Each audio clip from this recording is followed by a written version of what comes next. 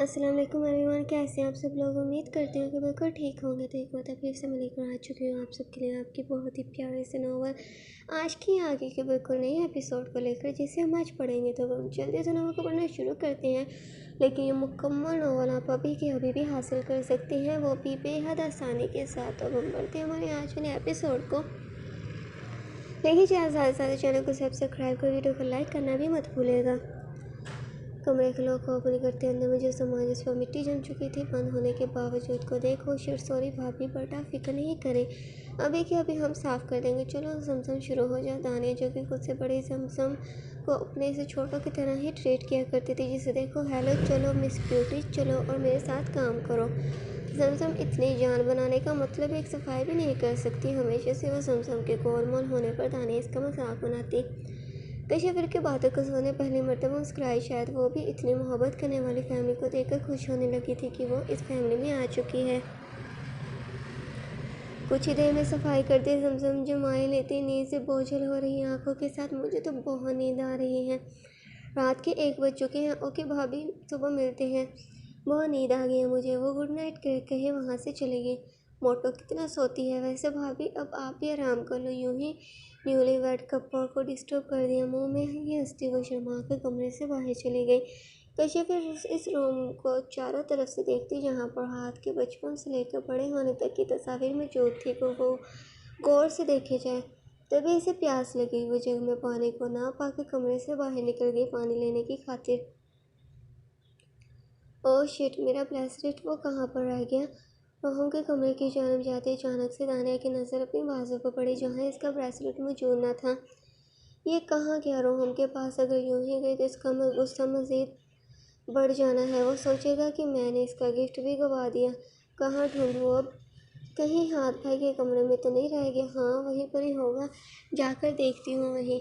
ابھی کو سے وہ سوئے ہوں گے یا پھر خود سوچ کر شرماتی ہوئی تیزی سے واپسی کو پلٹی، کیونکہ اس سے پہلے کہ ہاتھ اور کشف سوئے جائیں وہ جلدی سے بریسلیٹ لے آئے۔ کمرے کے قریب پہنچتی اس نے روم کے دروازے کو نوک کیا، لیکن آگے سے کسی قسم کا بھی رسپانس نہ ملنے پر اس نے دروازے کے ہینڈل کو پریس کیا جس کے باعث وہ دروازہ خود ہی اوپن ہو گیا۔ کمرے میں اندھیرے کو دیکھ کر چونک گئی، یہ کہ یہاں پر تو کوئی بھی نہیں لگتا، بھابھی کہاں پڑ گئی؟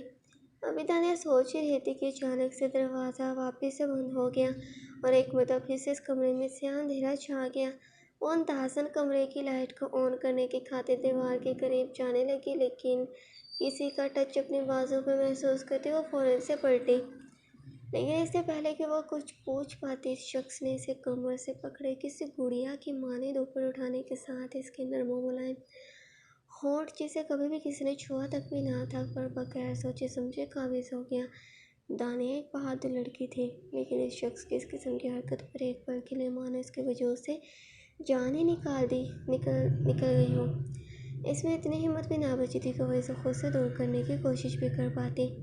اس شخص کی داڑھی جو کہ دانیہ کے ہونٹوں کو چھوڑنے کے باعث وہ اپنے چہرے پر محسوس کر سکتی تھی، اس قدر جوش کے ساتھ اس شخص کا چومنا یہ بات واضح ثابت کر رہا تھا کہ نہ جانے کتنا ہی صبر کے بعد یہ پل اسے نصیب ہو پایا ہے۔ پہلی مرتبہ وہ اپنے ہونٹوں کے ساتھ کسی اور شخص کے ہونٹوں کا جوڑنا سہن نہ کر پاتی، اسے سانس لینا بھی مشکل سا ہونے لگا تھا۔ ساتھ ہی اپنی کمر سے اس شخص کا اسے اٹھانا، وہ تھوڑی سی ہمت کرتی اسے خود سے دور کرنے کی کوشش کرنے لگی۔ سب سے حیران کن بات تو یہ تھی کہ اس گھر میں اس کے ساتھ اس قسم کی حرکت کون کر سکتا تھا؟ روحم، لیکن وہ کبھی بھی دانیہ کے ساتھ بغیر اس کی اجازت کے ایسی حرکت نہیں کر سکتا تھا۔ اپنے ہاتھ سے وہ اسے دور کرنے کی جتنی کوشش کرتی وہ اسے اتنے ہی جوش کے ساتھ کس کرنے لگتا۔ آخر دانیہ اپنے ہاتھ کو ادھر ادھر ہلاتی کسی چیز کو ڈھونڈنے کے لیے جو کہ وہ اس شخص کو مار کر خود سے دور کر سکے۔ وہ شخص جس کی بازو کی گرفت اس قدر مضبوط تھی، اسی وجہ سے وہ اسے کمر سے پکڑے اٹھائے ہوئے تھا۔ دانیہ کو پاس کوئی چیز تو نہ ملی، صرف دیوار پر لگا بورڈ وہ محسوس کر سکی، جسے پا کر اس نے فوراً سے صبح بٹن دبا دیا تاکہ کمرے میں روشنی ہو اور وہ اس شخص کو دیکھ سکے۔ اس شخص نے ابھی اپنے منہ کو ہلانا شروع ہی کیا تھا کہ کمرے کو روشن دیکھ اس نے اپنی بند کی آنکھوں کو کھول لیا، کیونکہ وہ کافی پرسکون سا ہو رہا تھا۔ شاید اسے کافی قرار سا مل رہا تھا دانیہ کے ہونٹوں کے رس کو اپنے اندر اتارتے، لیکن لائٹ کے چلتے ہی دانیہ اور وہ شخص ایک پل کے لیے شوکڈ رہ گئے، اپنے ہونٹوں کے ساتھ چپکے لبوں کو سے دور ہوتے دیکھ ساتھ ہی وہ شخص اسے نیچے اتارتا۔ تم یہاں پر کیا کر رہی ہو؟ سوال کر ڈالا دانیہ، جسے ابھی تک یقین نہ آ رہا تھا کہ آخر اس کے ساتھ ہوا کیا ہے۔ جو شخص اس کے سامنے کھڑا ہے اسے اس کے ساتھ کیا کیا ہے؟ Dania I am really sorry, مجھے سچ میں نہیں پتا تھا کہ تم یہاں پر ہو یار، میں نے سوچا کہ کشف آئی ہے اور اس وجہ سے انجانے میں، بٹ آئی ایم سوری۔ یہاں صفائی پیش کرنا شروع ہو گیا، ساتھ ہی وہ سوری کر رہا تھا اپنے انجانے میں کی گئی حرکت پر۔ دانیہ جس میں ہمت نہ بچی تھی کہ وہ ہاتھ سے کچھ بھی بول سکے، کیونکہ وہ شاید شوک تھی کہ آخر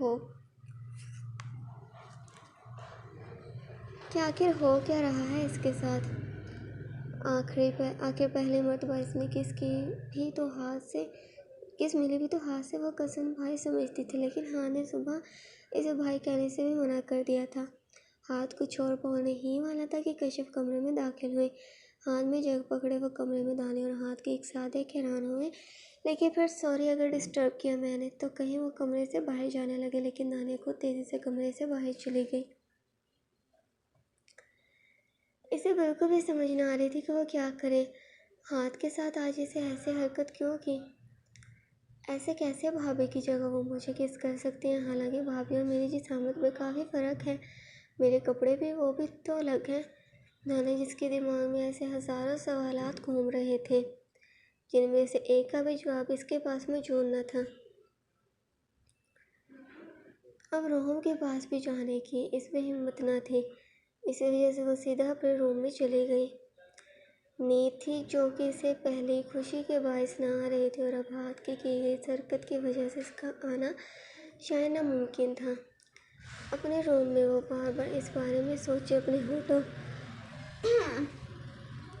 کو صاف کیے جائے۔ دانیہ اس قسم کی لڑکی تھی جس نے اپنی زندگی میں اپنی مرضی کے مطابق جیا، کبھی کوئی ٹینشن نہ لی اور نہ ہی کبھی اس کے ساتھ کبھی کچھ ایسا ہوا جسے پسند نہ ہو، اور آج کے لیے یہ سب بالکل نیا تھا جسے وہ نہ سمجھ پا رہی تھی نہ ہی برداشت کر پا رہی تھی۔ آخر رات کے 3 بجے وہ ویسے ہی لیٹی سونے کی کوشش میں لگی ہوئی تھی، لیکن نیند نہ آنے کے باعث وہ تنگ آتی اٹھ بیٹھی۔ دانیہ تو کیوں سوچ رہی، شاید وہ سچ کہہ رہی ہے، انجانے میں ہوا سمجھ کر بھول جائے، بار بار سوچے اسے بدلنے والا تو کچھ ہے نہیں، خود کو سمجھاتی آخر وہ بستر سے اٹھتی، مجھے میٹھا کھانا چاہیے۔ دانیہ ہمیشہ سے میٹھا کھا کر اپنا موڈ ٹھیک کرتی، اور آج بھی اس نے وہی سوچا کہ میٹھا کھانے سے وہ سب بھول کر اپنے موڈ کو فریش کر پائے۔ اپنے کمرے سے نکلتی ہوئی کچن کی طرف جانے لگی، اس وقت سبھی سوئے ہوئے تھے۔ چلتے ہوئے آنکھیں وہ ہاتھ کے کمرے کے قریب سے گزرنے ہی والی تھی کہ دروازے کی جانب دیکھتے اس کے قدم وہیں پر ہی تھم گئے۔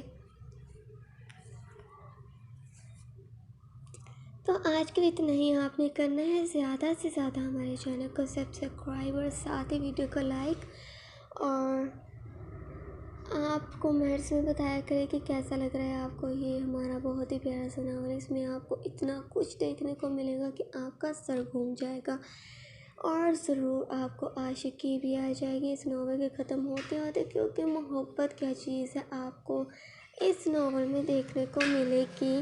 انسان محبت میں کیا سے کیا ہو سکتا ہے اور کیا سے کیا کر سکتا ہے، لیکن آپ یہ مکمل ناول بھی ابھی کے ابھی خرید کر پڑھ سکتے ہیں، تاکہ آپ کو یہ بے چینی جو روز روز ایپیسوڈ ملنے کی ہوتی ہے وہ ختم ہو۔